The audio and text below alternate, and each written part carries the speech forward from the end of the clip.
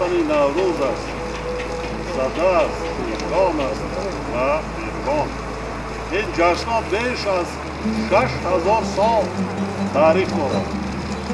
این تاریخ ملت تاجیک است، تاریخ نو شما.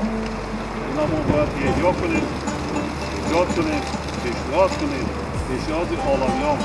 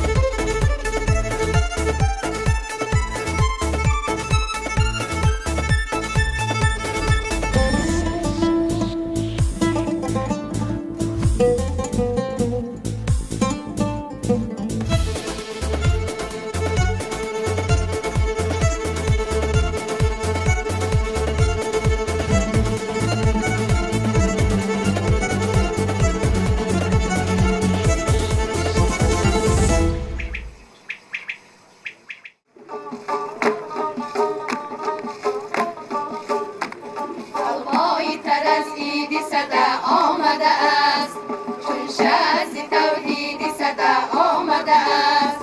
از خانه برا نهار مهرت بشینان، بر قلب تو امید صدا آمده است، بر قلب تو امید صدا آمده است. پیشوای عزیز صد هزاران رحمت، احیای صدا هدیه بشد بر ملت. یک عمر به ما سرور و پیشوا باشه، تا دولتی ما باز شود پر قدرت، تا دولتی ما باز شود پر قدرت.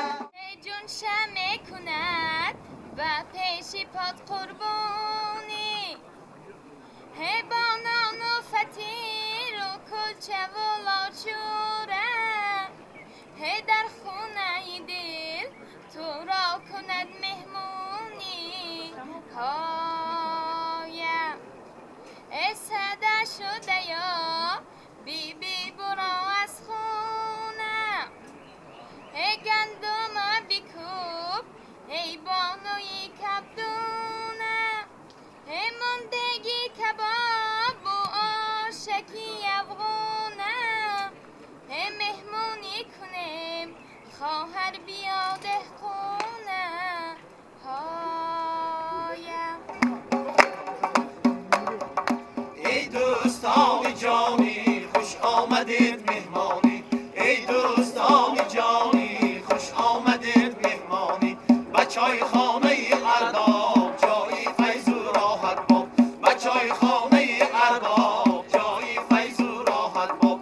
آشی پلاو با مزه، آشی پلاو خوشمزه، آشی پلاو با مزه، آشی پلاو خوشمزه. لذت برد دل و جان از پلاوی تاجیکان، لذت برد دل و جان از پلاوی تاجیکان.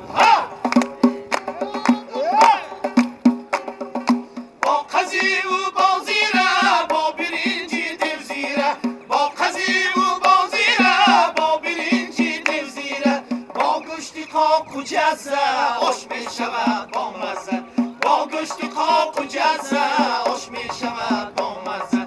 امسال در ایدی صدا پیشوای ما آمده، امسال در ایدی صدا پیشوای ما آمده. از فیضی تشریفشان گل کن خوجند باستان، از فیضی تشریفشان گل کند سوغد باستان، از فیضی تشریف